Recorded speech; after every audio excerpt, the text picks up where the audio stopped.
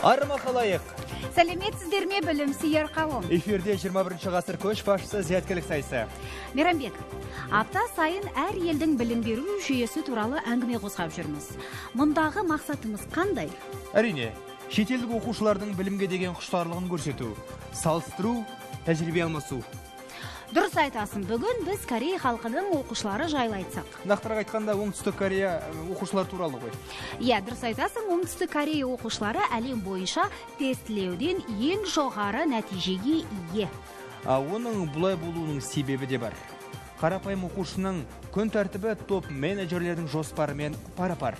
Яғни мектеп қабырғасында жоғарғы оқуға түсу деген бір ғана мақсат бар.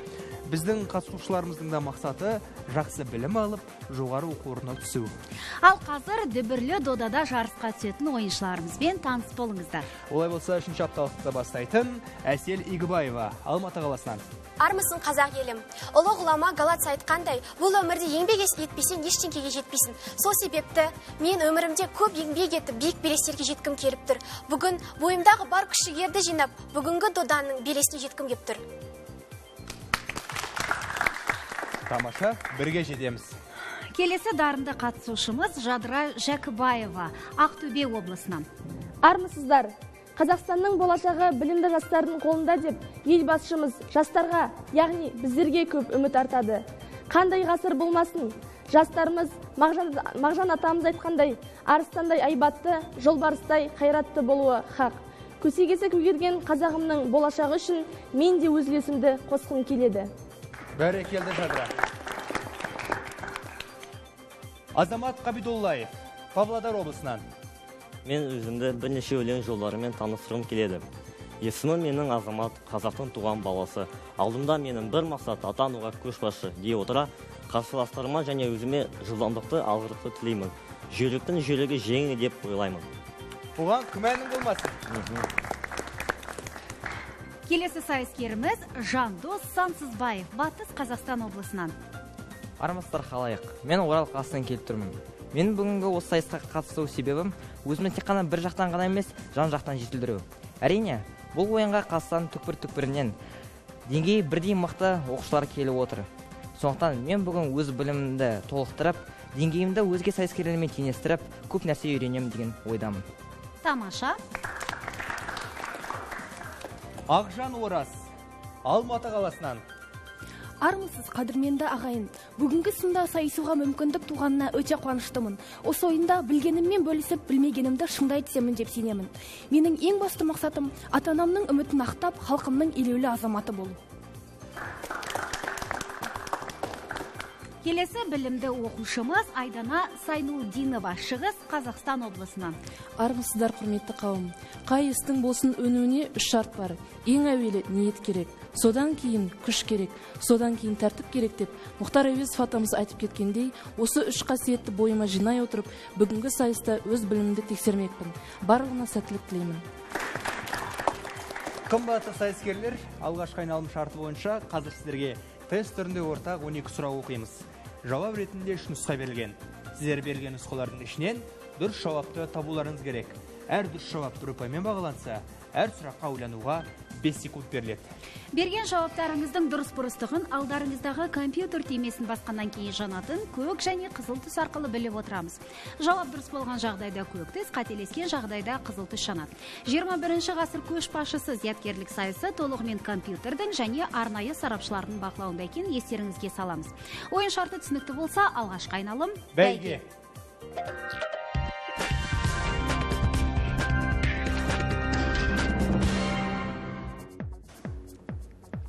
Абул Қасым Фердаусидің 30 жылдан астам уақыт бойы жазған дастаны. Шахнама, Бабырнама, Жеті әлем. Шахнама. Кез келген 2 нүкте арқылы не жүргізуге болады? Парабола, түзу, бұрыш. Кез келген 2 нүкте арқылы парабола, бұрыш жүргізілмейді. Түзу ғана жүргізуге болады. Біріккен ұлттар ұйымы қауіпсіздік кеңесінің тұрақты мүшесі болып саналмайтын мемлекет. ақш, Франция, Испания. Испания.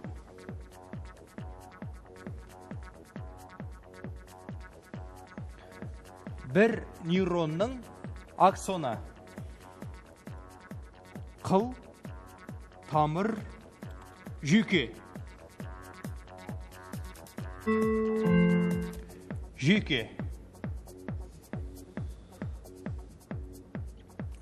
Орта ғасырлардағы орталық Азияда істі жүргізген хатшы, көшірмеші. Бітікші, аталық, бақауыл. Бітікші.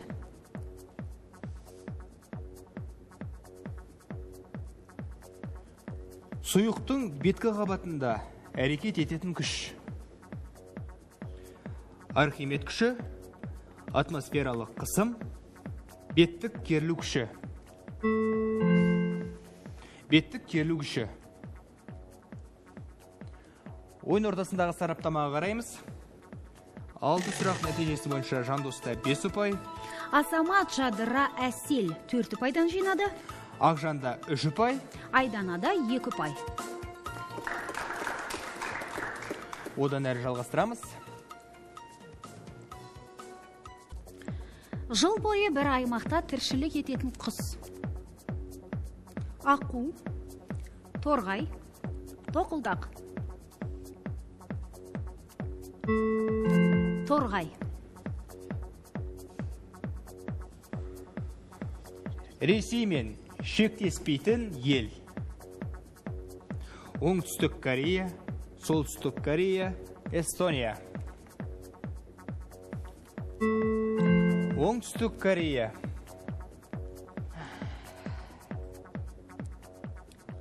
Малдың ашы шегі мен тоқ шегінен өріп жасалатын тағам. Жая, бұжы, жөргем. Жөргем. Магниттік қасиеті бар металл. Темір, алюминий, мыс. Темір.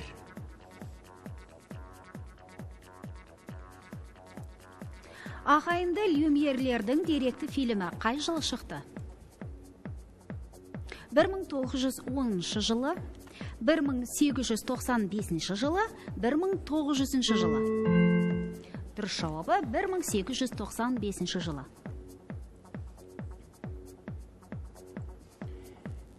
Еуроаймаққа кіретін мемлекет. Швеция, Словения, Дания. Еуроаймаққа кіретін мемлекет Словения. Сонымен бәйге айналымы өз мәресіне жетті, нәтижеге назар аударамыз. Жадыра Жакыбаевада 8 ұпай. Азамат Қабидуллаев пен Әсел Игібаевада 7 ұпайдан. Жандос Сансызбаев пен Айдана Сайнулдиновада 6 ұпайдан. Ақжан Оразда 4 ұпай. Біздің нәтиже осындай.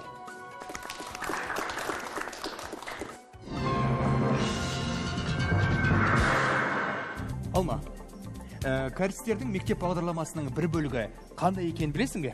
Қандай? Оңтүстік Кореядағы Ансана қаласының оқушылары мектептің орта буынына өту үшін суық суға түседі. Иә, ең қызығы ата-аналары да балаларының дәл осындай қиындықтардан өтуіне еш қарсы емес. Жас кәрістер үшін күйзеліс орта мектепте басталады. Түске дейін сабақ, түстен кейін сабақ, түнгі мезгілде үй тапсырмасын орындайды. Корей оқушыларының қаншалықты қиналатындығын өзге оқушылар бір сәтке де елестете алмайды. Рас. Себебі мұнда оқушылар асыр салып ойнап ата-анасына еркелеу дегенді мүлде білмейді. Бар ойлары тек оқуда. Өте дұрыс. Бар ойы оқуда болған баланың болашағы зор екеніне сенім мол. Айтпақшы, біздің оқушыларымыз да осал емес. Олар білімсіз болса, бүгінгі сахна төрінде болмас еді. Дұрыс айтасың, білім қуған ойыншыларымыздың жарысын әрі қарай жалғастырайық. Олай болса, екінші айналым шарты бойынша қымбатты ойыншылар, алғашқы айналымда ұпайларыңыз сақталады. Қазір сіздерге 5 сұрақтан әзірленген 6 ұяшық ұсынылады.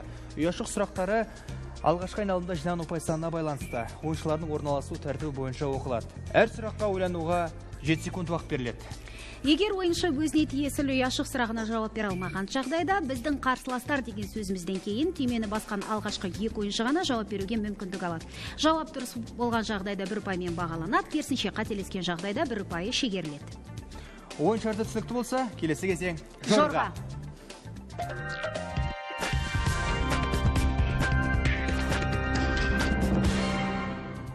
Жадыра, бос уақытта немен айналысамыз? Мен бос уақытта спортпен айналысам, және де музыка тыңдаймын. Спорттың қай түрі ұнайды? Жеңіл атлетика. Ал музыканы тыңдағанда қандай жанрға? Мен көбіне жай өлеңдерді тыңдаған жақсы көремін. Болашақтағы мамандығың спортпен немесе музыкамен байланысты ма? Жоқ, ешқандай байланыс жоқ. Болашақтағы мамандығым математика пәні мұғалімі. Үздік мұғалімдердің қатарынан көрінетініне сенім мол. Әзірге ұяшықтың сұрақтарына көшейік, дайынсың ғой? Рахмет. Іске сәт, Жадыра. А дыбысының толық сипаттамасы. А дыбысы дауысты дыбыс, жуан, ашық және де езулік. Бәрекелді.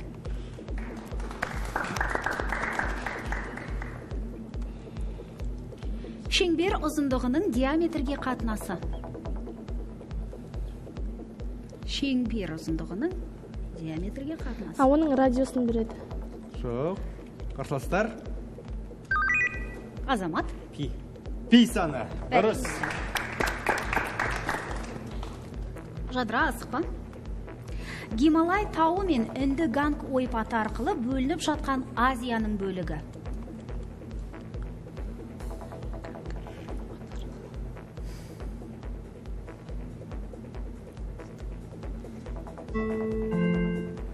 Оңтүстік Азия. Оңтүстік Азия. Тамаша. Райымбек Батыр бастаған қазақ сарбаздары жоңғарды талқандап, жеңіске жеткен жер.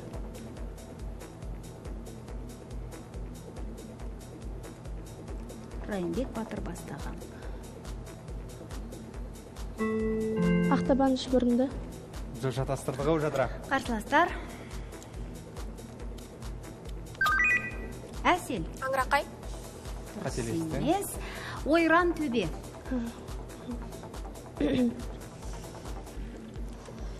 Астрономия нысандарын физикалық әдістермен зерттейтін ғылым саласы.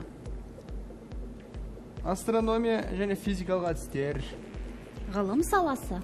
Сонымен, Жадыра, бұдан артық қандай жеңілдік керек? Астрология. Жоқ, Жадыра. Қарсыластар. Айдана. Бірінші. Астрофизика. Әрине, дұрыс айтасың. Астрофизика.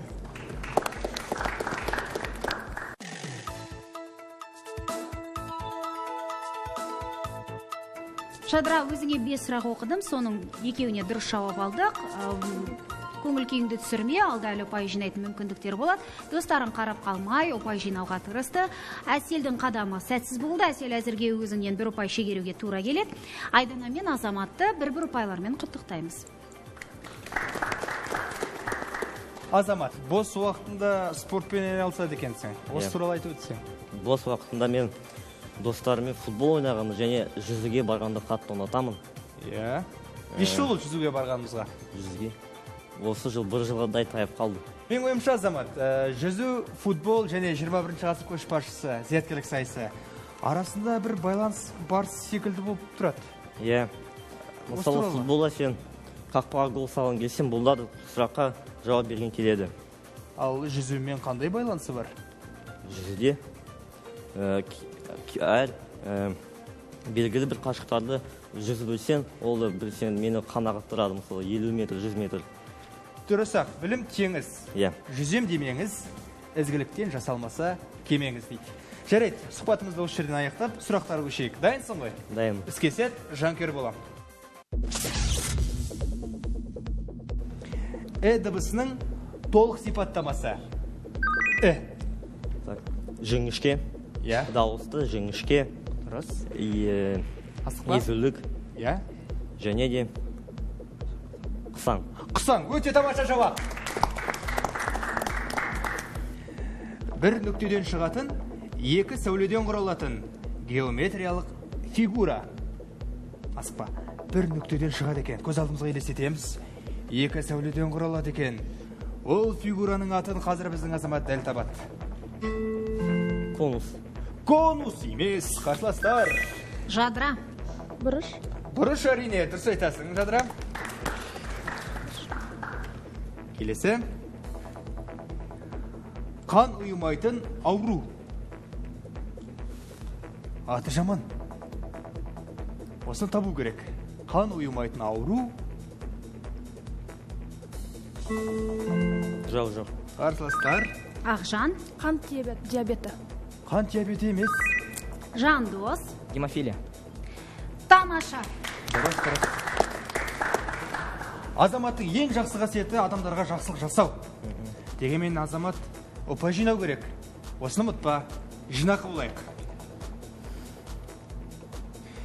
Тарихи деректерде қай мемлекет Маңғыт жұрты деп аталады? Маңғыт жұрты. Тарихқа қалаймыз. Жақсы оқып жүрміз бе тарихты? Қаңлы. Қаңлы емес, алысқа кетті. Қарсыластар. Жандос. Моғолстан. Моғолстан қателестің. Кәне, кімнің қандай нұсқасы бар? Әсел. Татар. Татар Олай да емес. емес. Ноғай ордасы. Ойыншылар. Оңай сұраққа жақсылап жауап беріп отырсайық. Сабын көпіршігінің түрлі түске боялу себебін түсіндіретін құбылыс. Сабын көпіршігі неге түрлі түске боялады? Оны қандай құбылыспен байланыстырамыз? Беткі серпіліс күші. Қарсыластар, олай емес. Айдана. Беттік керілу күші. Олай да емес. Интерференция құбылысы.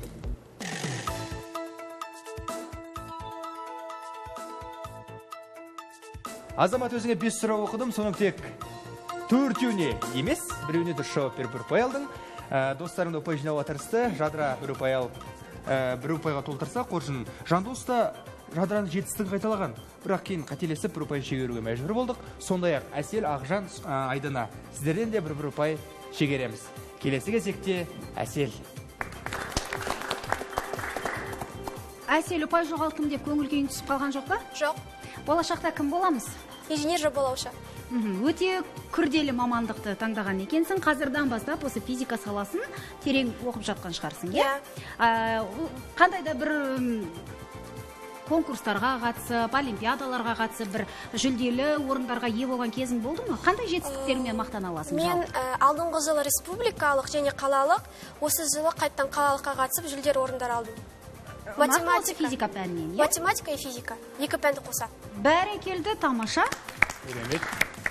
Бүгін осы жетістіктеріңді қайталайсың деген үміттемін. Дайынсың ғой? Иә. Сәттілік. О дыбысының толық сипаттамасы. О дауысты, о жуан, о езулік, қысаң. Қателестің. Секунда берді. Қарсыластар. Айдана бірінші. О жуан. Дауысты жуан. Қысаң, еріндік. Дұрыс айтасың. Еріндік, дұрыс. AX қосылған BY тең С. Қандай теңдеу? Сызықтық функцияны теңдеу. Толық жауабы. Жауап? Сызықтық функция. Қарсыластар. Математикадан қатыстың ғой. Айдана. Квадрат функция теңдеу. Жоқ. Квадрат функция. Жауапты өзім айтайын. Екі айнымалысы бар сызықтық теңдеу. Алтын тамыр деп аталатын дәрілік шөп Қазақстанның қай қорығында өсіріледі?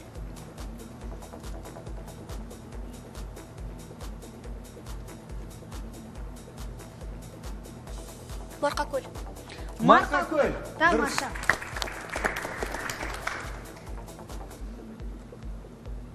Тас дәуірінің ескерткіші Қарақұдық қай облыста орналасқан?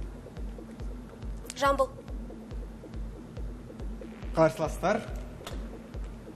Кәнекей, тас дәуірінің ескерткіші Қарақұдық қайда орналасуы мүмкін?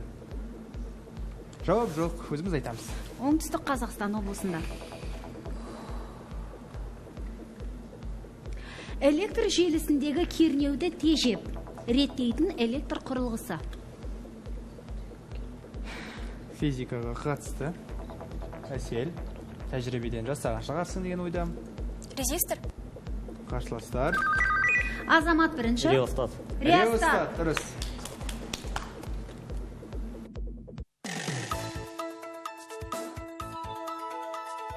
Қойылған 5 сұрақтың біреуіне дұрыс жауап берді.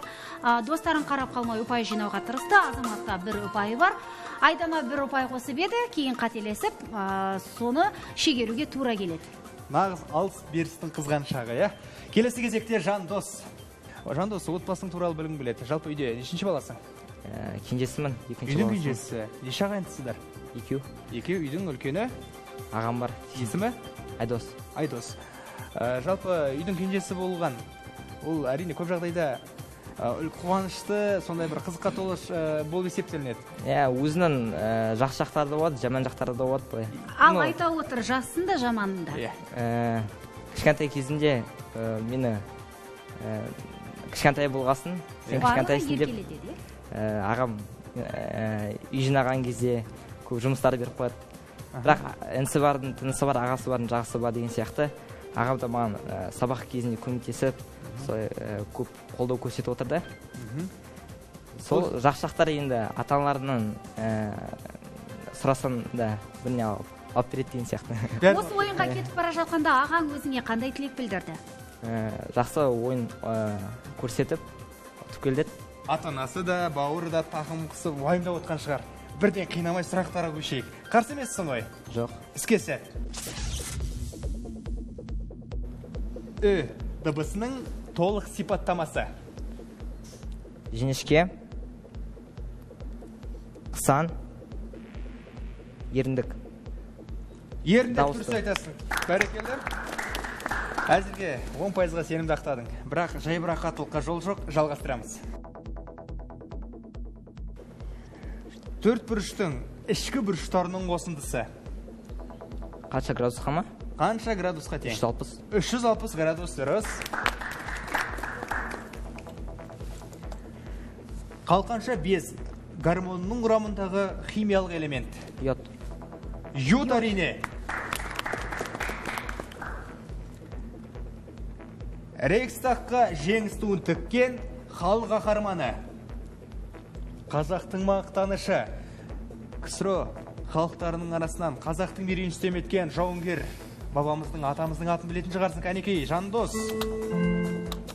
Қошқарбаев. Қошқарбаев әрине дұрыс. Атом ядросының барын тәжірибе жүзінде дәлелдеген ғалым. Атом ядросының барын тәжірибе жүзінде дәлелдеген ғалым. Ол Жандостың аузымен естейік. Эйнштейн. Кім? Эйнштейн. Қарсыластар. Жоқ. Жадыра. Резерфорд. Резерфорд дұрыс.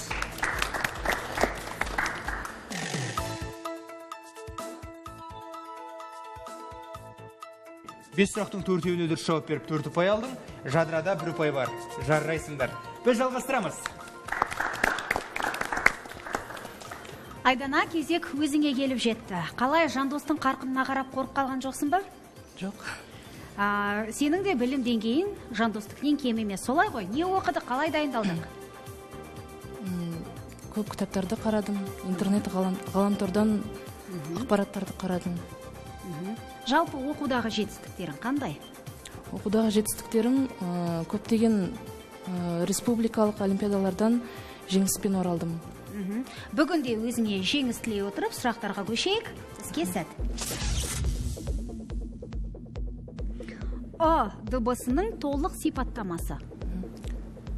Дауысты, жуан, қысаң, езулік. Дұрыс. Бәрекелді.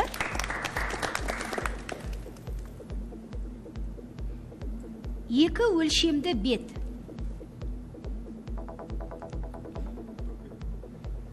Сонымен? Екі өлшемді бет. Жауап жоқ. Жауап жоқ. Жауап жоқ, қарсыластар.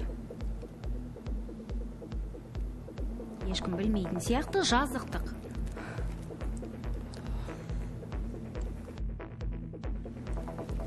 Салқоңыр, былқылдақ күйлерінің авторы. Салқоңыр, былқылдақ.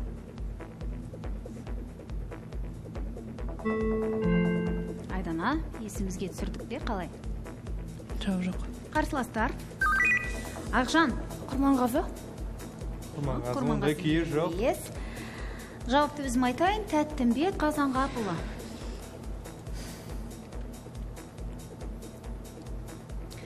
Вавилон патшалығын құрған билеуші. Қане, Айдана, жиналамыз.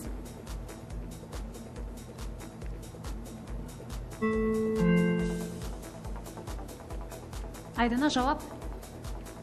Қарсыластар. Тағы да үнсіздік. Хамураппи.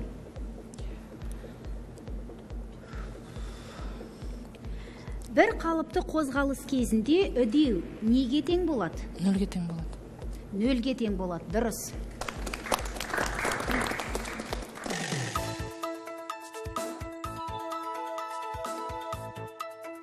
Айдана, өзіңе 5 сұрақ оқыдым, соның екеуіне дұрыс жауап алдық.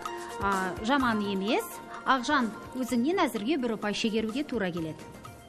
Бірақ қуантам Ақжанды кезек өзіне айналып келді, бәлкім жоғалған ұпайлардың орнын толтырады деген үміттеміз. Ақжан, осы сені қандай мәселелер толғандырады? Қазіргі таңда экологияның ластанып бара жатқаны толғандырады. Алаңдатады. Иә. Ал азамат ретінде, жалпы осы қаланың тұрғыны ретінде экологияның ластанбауын алдын алу үшін не істеу керек? Көптеген ағаштар отырғызу керек деймін. Және де әрбір адам өзінің қала үшін жауапкершілікті өзімен арту керек. Қоқыс тастамай, және де айналасында тазалықты ұстау керек. Дұрыс. Жаны таза жан екені көрініп ақтыр. Ақжан, қандай өнерің бар? Мен қобызға қатысқанмын, қобыз ойнай аламын. Яғни музыкалық аспапты меңгергенсің. Тамаша, болашақтағы мамандың осы музыка саласымен немесе экологиямен қатысты шығар? Жоқ, бұл байланыстары жоқ. Мен физик болғым келеді. Физик? Яғни мұғалім болғым келеді? Жоқ, инженер физик. Бәрекелді, талабыңа нұр жаусын. Біз сұрақтар өшеміз. Дыбысының толық сипаттамасы. Дыбысы жіңішке, дауысты, қысаң, қарсыластар. езулік. Айдана. Дыбысы дауысты, жіңішке, қысаң, езулік. Жадыра. Дыбысы дауысты, жіңішке, ашық және де езулік. Дұрыс, бәрекелді. Қысаң емес. Дыбысы әбден әбігерге салды. Бірақ нәтижесі жаман болған жоқ. Жалғастырамыз. Үш бұрыштың ішкі бұрыштарының қосындысы. 180 градус. Дұрыс айтасың. Тәуке хан билік еткен тұстағы құқықтық нормалар жинағы. 7 жарғы. 7 жарғы. Тамаша. Көздің жұқпалы ауруы. Көз қызарып, жасаурап. Көбінесе қандай ауруға шалдығады? Ақжан. Жауап. Аллергия. Олай емес. Қарсыластар. Әсел бірінші. Конъюнктивит. Конъюнктивит. Дәл дұрыс. жастың.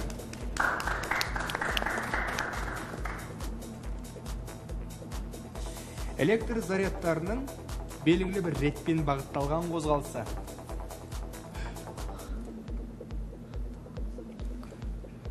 Жауабы қиын емес. Ақжан, электр зарядтары белгілі бір ретпен қозғалады. Ол? Өріс. Қарсыластар. Жадыра. Зарядтар ағыны. Олай емес, кәнеке кім?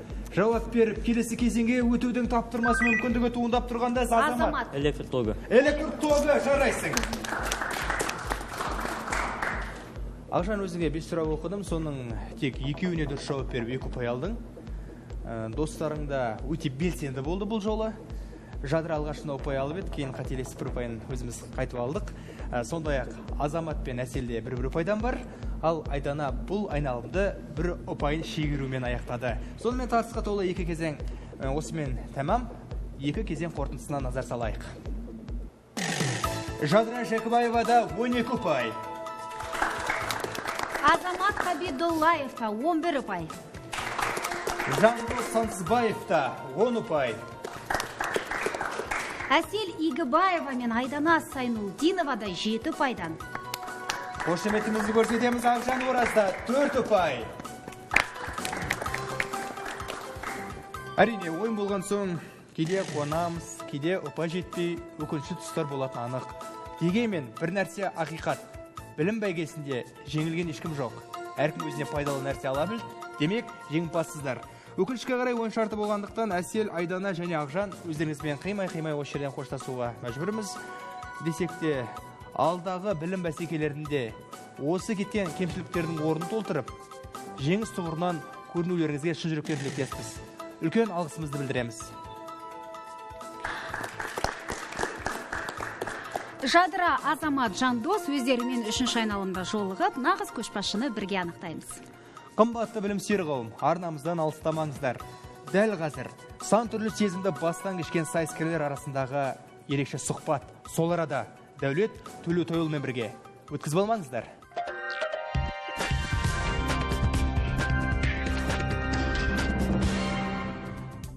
Екі айналым артта қалды. Бізде 3-ші айналымға өткен ойыншылар, олар бізде Павлодарлық Азамат, Ақтөбеден келген Жадыра және Оралдық Жандос. Құттықтаймын 3-ші айналымға өтулерімен.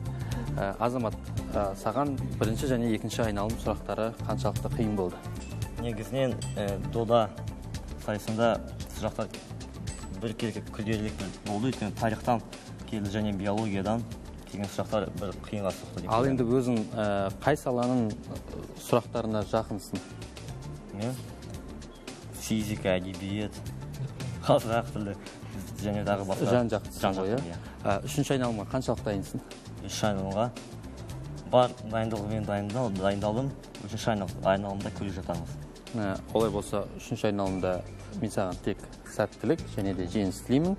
Айлық ойында жүздесейік. Келесі біздің ойыншымыз Жадыра. Жадыра, ер балалармен білім сынасу қаншалықты қиын деп ойлайсың? Әрине, олар біздің үшеуміздің де ұпайларымыз тең дәрежеде келіп тұр, тек бірер сараң айырмашылықтар бар, және де екеуі де тұрарлықтай қарсылас деп ойлаймын. Енді басты қарсыласы кім? Жандос па, әлде Азамат па? Жандос тәжірибелі ойыншы. Жоқ, біз деген осы барлығымызда дос болып кеттік, осы келгелі, және де осы екеуі де маған тұрарлық қарсылас деп ойлаймын. Жадыра, мен саған тек қана жеңіс тілеймін, және 3-ші айналымда жеңіп, айлық ойынға өтуіне тілектеспін. Келесі біздің ойыншымыз Жандос. Жандос неге мен тәжірибелі ойыншы дедім? Себебі Жандос осыдан 5 жыл бұрын, яғни төменгі лига ойындарына қатысқан болатынсың. Дұрыс қой, Жандос? Ол қай жылы болатын? 2013 жылдар ма? Иә, 2013 жыл болды. 2010 жыл. Қазір 2015. Арада 5 жыл өтті. Бойында қандай өзгерістер пайда болды? Бұрынғы ойын мен қазіргі ойын айырмашылығы неде? Мектептен көп тәжірибе алдым. Осы сұрақтарға жауап берген мектептің арқасында. Білімнің арқасында. Биология пәнін тереңірек оқыған, кейбір сұрақтарда да өз көмегін берді. Биология деп қалдың, болашақ мамандығын дәрігерліге қатысы бар ма, әлде басқа сала ма? Дәрігер, немесе мұғалім. Жандос, 3-ші айналымнан не күтеміз? Кім басты қарсылас, кімнің білімі мықты деп ойлайсың өзің? Екеуінде білімі жоғары деңгейде. Өйткені Азаматты білмейсің, керінде ойлап отырасың, жауап бермейтін шығар деп. Бірақ жауап беріп кетеді. Иә, біреудің сұрақтарына жауап беріп кетеді өзінің сұрақтарына. Жадыра ше, Жадыраның білімі қандай? Жадырадан тренинг уақытында мен ойлаған жоқпын осындай білімді екен деп па? Сұрақтарға жауап береді деп. Таң қалдым. Олай болса, 3-ші айналымда біз саған таң қалайық. жоғары ұпай сенікі болсын, және бірінші орын алуына тілектеспін. Естеріне сала кетейін, айлық ойынға араларында 2 ойыншы өтеді. Айлық ойында жүздесейік. Қымбатты көрермендер, экраннан алыстамаңыздар. Қазір бізде тартысқа толы 3-ші айналым. Қазақстанның әр аймағынан жиналған білімді оқушылар тек қана білім және мәдениет арнасында. Біздің ойын жайлы толық ақпаратты 3w.bmtv.kz сайтынан, сондай-ақ барлық әлеуметтік желілердегі 21 жасы көшбасшысы парақшасынан біле аласыздар. Ойынға қатыс, бағындысына жеңімпаз атанып, біз сіздерді күтеміз.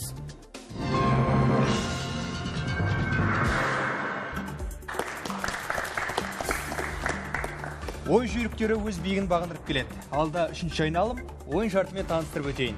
Қымбатты ойыншылар, 2 айналымда жинаған ұпайларың жойылады. Қазір сіздерге 4 тақырыптан тұратын 10, 20, 30, 40, 50 ұпайлық 20 сұрақ беріледі. Осы сұрақтардың ішінде арнайы сұрақ және бейне сұрақ бар. 3-ші айналымның негізгі ерекшелігі көнбей ашығы. Көнбей ашыға түскен ойыншы берілген сұраққа сәйкес сандықта жасырылған затты табуы тиіс. Егер ойыншы өзіне тиесілі сұраққа жауап бере алмаған жағдайда, біздің қарсыластар деген сөзімізден кейін түймені бірінші басқан сайыскер жауап бере алады. Ұмытпаңыздар, қателескен жағдайда ұпай шегерілмейді. Әр сұраққа ойлануға 8 секунд уақыт беріледі. Ойын шарты түсінікті болса, үздіктің үздігін бірге анықтайық. Соңғы айналым дода.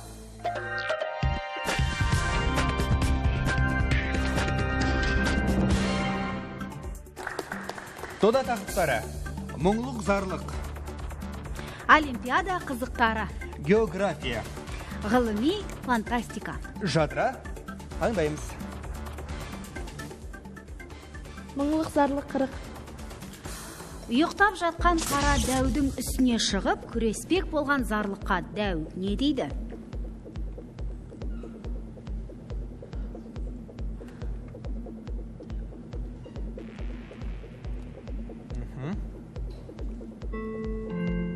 Жауап жоқ. Жауап жоқ, қарсыластар. Азамат бірінші. Ол қарадау айтады. Сен бірінші, сен баласың ғой, бірінші мен бір аяғымен күрес дейді. Онымен күрес, мені жеңсен солай, мен семен дұрыстап оянып, дұрыстап күресемін. Ал қазіргі мазамды алмай мен ұйықтап жатырмын дейді. Дұрыс айтасың, Азамат, жарайсың.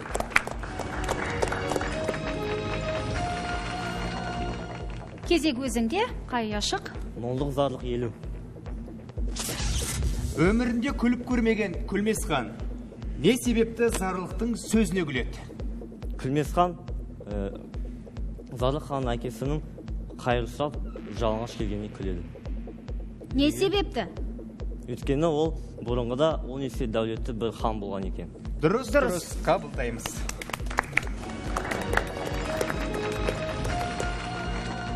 Жандос. Олимпиада қызықтары 30. Олимпиада туының қазіргі үлгісі алғаш рет 1920 жылы Антверпен қаласында қабылданған еді. Туда бейнеленген 5 сақина 5 дүние бөлігін білдіреді. Сары сақина қай дүние бөлігінің белгісі? Евразия. Евразия емес, қарсыластар. Азамат. Еуропа. Еуропа емес, Жадыра. Азия. Азия. Тамаша жауап. Ерекше жауап болды. Таңдаймыз, Жадыра. География 30. Тынық мұхит пен Атлант мұхитын жалғастырып жатқан Оңтүстік Америка мен Антарктидадан бөліп тұрған жер шарындағы ең енді, яғни 950 метр, әрі ең терең, нақтыласақ 5248 метр. Бұғазды атай аласыз ба? Дрейк бұғазы. Дрейк бұғазы, бәрекелді.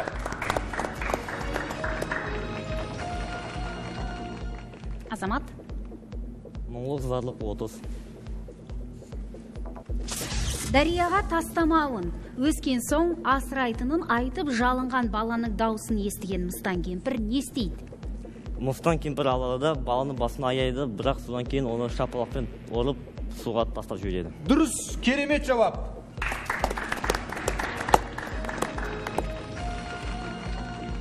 Жандос. Олимпиада қызықтары 40. 1956 жылғы жазғы Олимпиада ойындары Аустралияның Мельбурн қаласында өтті. Алайда ат спорты ойындары Мельбурнде емес, Швецияның астанасы Стокгольмде өтті. Не себепті? Өйткені ол кезде аттардың ауру болған соң карантин болды.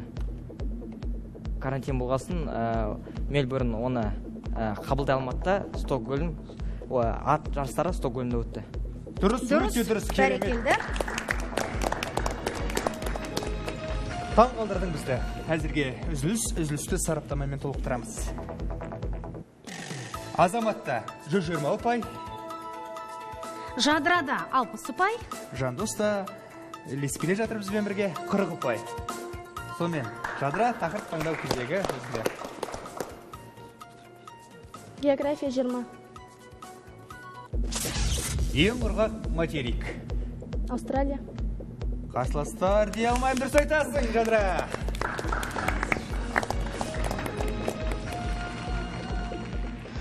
Азамат.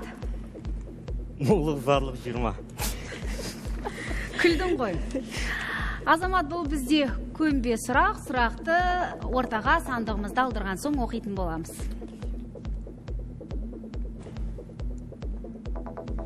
Сандығымыз ортада, тапсырмасы мынадай.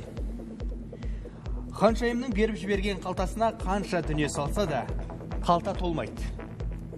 Сол кезде 350 жасқа келген мыстан кемпір бір заттың көмегімен ол қалтаны толтырып тастайды. Ол зат бүгінде сандығымызда жасырылған. Мыстан кемпір қалтаны немен толтырған сонда? Бір қысым топырақ алды. Бұның ішінде не болу мүмкін сонда? Топырақ, иә? Қарсыластарында сөздерін біле кетейік. Кәнекей, ойыншылар, сіздер не ойлайсыздар? Қарсыластар. Үнсіздік. Көреміз. Бірінші, Жандос. Пас. Жадыра? Жауап жоқ. Бәрі жадыра ішінде болса да, иә? Көреміз. Бұның ішінде бір уыс топырақ. Жарайсың, Азамат. Дәулет, рахмет. Жандос. Олимпиада қызықтары 50. Жандос, бұл бізде тақырыпқа байланысты бейне сұрақты білу үшін экранға назар аударамыз.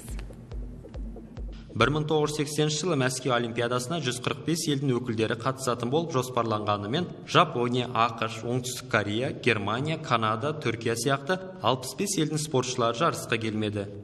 Не себепті 65 мемлекет Мәскеу Олимпиадасына қатысудан бас тартқан еді?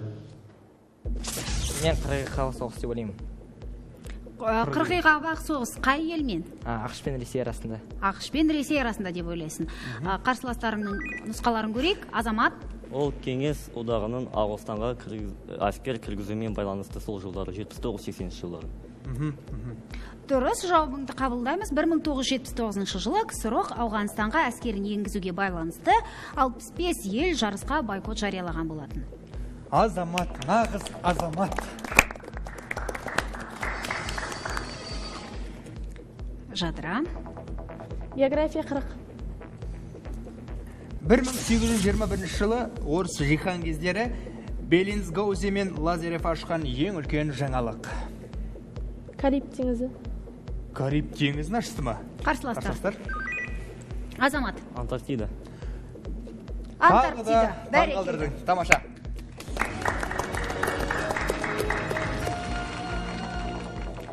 Таңдаймыз, Азамат. Мұңлық зарлық 10. Шаншар ханға перзенті болатыны туралы алғаш кім айтады? Оған алғаш түсіне бір пайғамбар келеді. Шаншар хан жүреді, менде бала жоқ, президент бола алмаймын деп, үйінен кетіп қалады, құлап, ұйықтап қалады. Түсінде содан кейін оған әулие келеді, айтады. Қандай әулие? Нақты айт, еске түсір. Қызыр. Дұрыс. Бәрекелді. Тамаша. Дәл таптың. Жандос, таңдаймыз. Олимпиада қызықтары 20. Жандос, бұл бізде арнайы сұрақты Қаныш Имантайұлы Сәтбаев атындағы Қазақ ұлттық техникалық университеті қоғамдық пәндер кафедрасының профессоры, философия ғылымдарының кандидаты Кенебаев Гели Жұмамұратұлы қояды. Экранға назар аударайық. Құрметті сайыскерлер, сіздерге қоятын сұрағым мынадай. Тарихи деректерге жүгінсек, Берлин, Токио, Лондон қалаларында жоспарланған жазғы Олимпиада ойындары өтпей қалған. Олимпиада ойындарының 3 рет өтпей қалуына не себеп болды? Жандос, жауап бар ма? Иә, жалпы дүниежүзілік соғыс. Әсер етті. Иә. Дұрыс айтасың.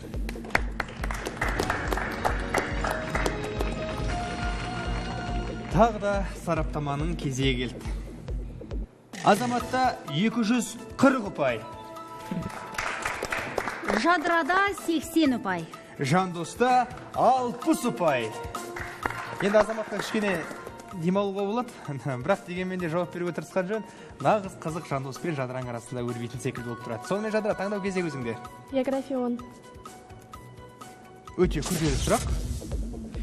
Ең құрғақ шөл дала. Сахара. Қарсыластар. Атакама. Жандос. Атакам. Атакама. Дұрыс. Қосымша дерек ретінде айта кетсем, жылына 50 миллиметрден төмен жауын шашын түсетін көрінеді. Азамат. Олимпиада қызықтары 10. 100 метрлік қашықтықты 9,69 секундта жүгіріп өтіп, әлемдік әрі олимпиадалық рекорд жасаған ямайкалық желаяқ. Усейн Болт. Усейн Болт. Тамаша.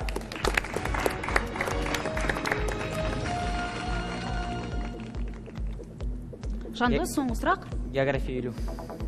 Ұлы саяхатшы атанған Жихангез 24 жылдың ішінде Солтүстік Африка, Сирия, Палестина, Ирак, Иран, Кіші Азия, Орта Азия, оның ішінде қазіргі Қазақстанда бар, Шығыс Африка, Оңтүстік Шығыс Еуропа, Қытай, Үндістан, Үнді мұхитының Мозамбик бұғазынан Малак бұғазына дейінгі жағалауды аралап өткен. Жол жазбалары әлі күнге дейін маңызын жоймаған саяхатшыны атаңыз. Өзбекхан. Өзбекхан. Қарсыластар. Жадыра, Азамат. Азамат. Васко да Гама. Жоқ. Васко да Гама, Жадыра. Жадыра, кәнекей. Магеллан. Магеллан. Жоқ, олай емес. Марокко саудагері Абу Абдаллах ибн Батутта.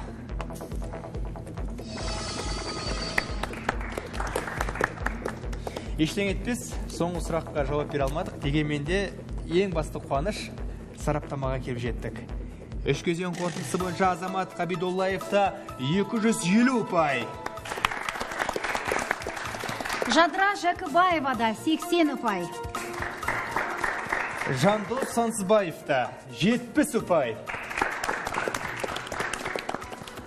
Ал енді Жандос біздің Жадырадан 10 ұпай артта қалып үздікшілікке аяқтадың.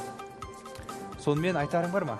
Айтарым, екі қарсыласта өте жақсы болды. Әсіресе мана Дәулетайға айтып кеткендей, Азаматтан бәріне күтуге деген сияқты өте үлкен ұпай алды. Бұл біз үшін үлкен қуаныш, сені осы жерге дейін көргенімізге. Әрдайым Алла Расулының алда тек биік белестерді бағындырып, елдің мерейі, отбасының мақтанышы болып жүре бер. Рахмет келгеніңе. Жадыра, бүгінгі көрсеткен ойыныңа өзіңнің көңілің толды ма?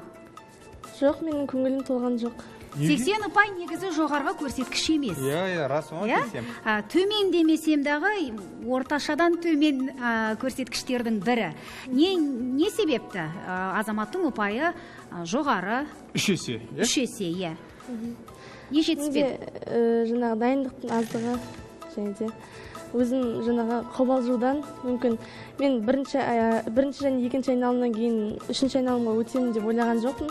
Бір жағынан қуанышта толқуда барлығы бар. Сені айлық ойында көретінімізге қуаныштымыз. Сол кезде есеңді жіберме, жарай ма?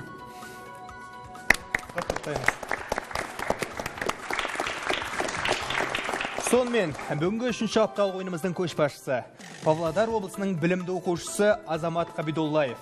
Ойында көрсеткен терең білімімен жеңіске деген жүгер үшін осы мақтау қағазымен марапатталады. Жеңісің құтты болсын. Қошеметпен ортаға шақырамыз. Азамат, нағыз азамат болдың. Енді бүгінгі апталық ойын шын мәнісінде тартысқа толы болғаны мен де, өзің де, тіпті көрермендеріміз де куә болды. Шынымды айтшы, нақты қарсылас, мықты қарсылас кім болды сен үшін? Жаңа Жадыра айтып өткендей, олар менің достарым, сондықтан мен солай айта алмаймын, екеуі де жақсы қарсыластар болды. Болды, бөле жарудың қажеті жоқ. Бәлкім, көшбасшы атан үлкен қасиет деп есептеймін. Енді бұл жеңісті кімге арнаймыз?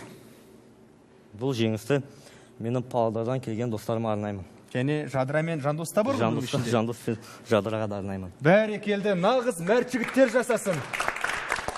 Құтты болсын жеңісің, жоғары көтер.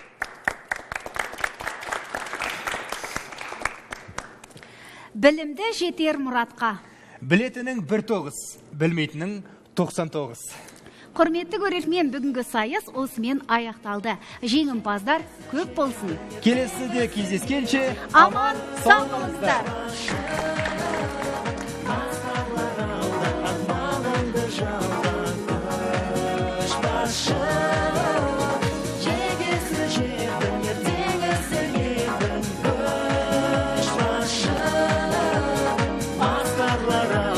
Арманыңды жалған көшпа